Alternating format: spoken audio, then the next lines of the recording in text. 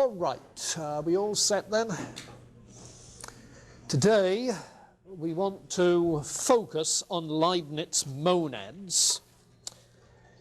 Last time we introduced Leibniz rather briefly, pointing out that he saw conflicts emerging between the mechanistic science, which was shaping the philosophy of the 17th century, and the Christian religion, both in terms of its materialistic direction in people like Hobbes, and in terms of its determinism in people like Hobbes and Spinoza. And he didn't like Spinoza's naturalistic pantheist interpretation of mechanistic science. And so he tries to come to grips with that kind of science and religion conflict by working out an alternative metaphysical understanding that doesn't ignore the science of the day, but, shall we say, puts it in a limited role, a more of a phenomenal direction, the level of appearances, rather than in terms of telling us about the underlying reality. Now, the underlying reality, then, is that everything that exists ultimately consists of monads, which are indivisible units of force or energy, indestructible, yes, because not being composites, they cannot be disintegrated and destroyed by any natural means. That is not to say that they are eternal, always were and always will be, inasmuch as their existence is being given to them by God. Now, we noted last time that these monads, these units of force, are analogous to each other in such a way as to compose this kind of hierarchy of being, where the supreme monad has perfect apperception and appetition.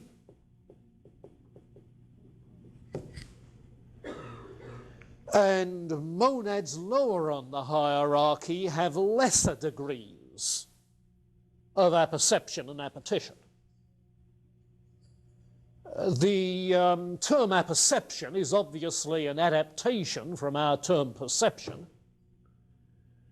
because he's willing to grant that some animals with soul monads may have sense perception,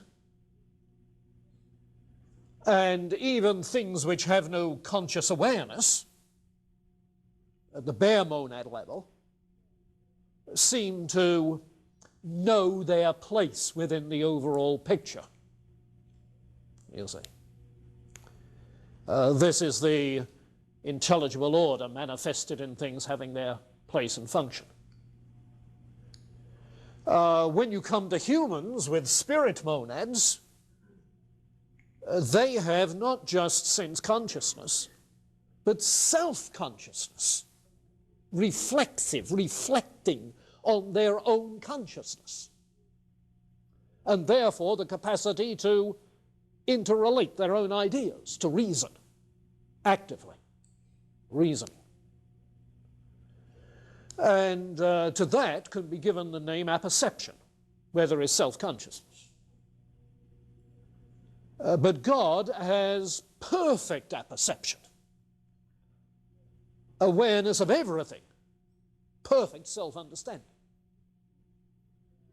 So there are degrees of apperception, appetition, desire, yes, directed energy, in the sense that there is a natural function that is being exercised, actualized in degree.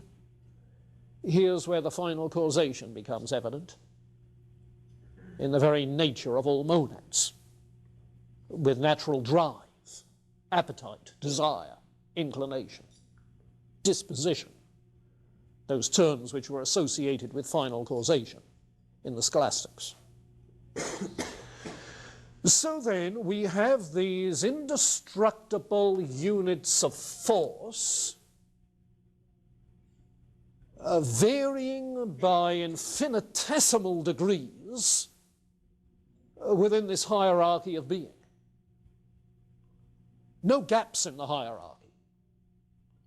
Every conceivable distinction is represented in this complete chain of being. And so Leibniz speaks of a principle of continuity or plenitude. Continuity, yes, there's no gaps, no discontinuity in the chain of being. Plenitude, yes, it's filled. There's no empty seats. Principle of plenitude. And of course, that is simply the conception of the hierarchy of being which the scholastics had. That the whole creation, everything in its place, you see, together comprises the fullness of things that find their existence in relationship to God. So there is a principle of sufficient reason. There is reason for everything that exists within the whole hierarchy, and for every event that occurs within the whole hierarchy. Sufficient reason. And this is such an interwoven, choreographed whole that the principle of perfection, this kind of being, is good. You see. Now, essentially, those three principles could have been used to describe the hierarchy of being in Thomas Aquinas. You see. He would essentially agree. As I mentioned last time, what Leibniz is doing is trying to resurrect the scholastic conception of being, the scholastic metaphysic. Closer, as we'll see, to Scotus than to Aquinas, and to ascribe to it the kind of goodness which, as in the medievals, manifests the perfection of God, his creation, manifesting his goodness. So you have that carryover, and what he's going to have to do is to find place within this arrangement, within this overall understanding for mechanistic science. This is the nature of ultimate reality, you see. And one of its manifestations is the kind of mechanistic function it's talking about. But we can't really get at that until we get down to talking about the distinction between minds and bodies, and how bodies behave and what constitutes bodies. It's there in the operation of bodies that are composed of many, many monads. Bodies are composites. It's in the operation of bodies as composite substances that you get the mechanistic operations of cause and effect going on. So then these monads as indestructible units of force, each one different in degree from every other one, so each has its own individual nature, its individual essence. Remember how the medievals struggled to explain in their theory of forms how come individuals differ from each other as they do.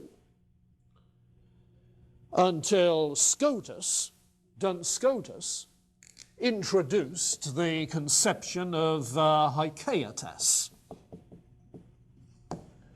That is to say that in addition to the form of the species and the signate matter that is compounded with the form of the species, there is also a principle of individuality, of thisness, haikaitas, so that God creates individuals with their own natures. Now, that's what Scotus said, and that's what Leibniz is picking up from Scotus. So that these individual essences are like, you see, the principle of haikaitas in Scotus, but the individual essences are obviously alike in that they have common attributes, what the scholastics called the transcendental attributes of all being. And they had talked of those transcendental attributes, you remember, as unity, goodness, beauty, truth, you see. Well, what Leibniz is doing is doing the equivalent by talking of apperception and appetition. Apperception and appetition. That is to say, each has its own nature and therefore knows its place within the whole. Knows in quotes, depending on the degree of consciousness.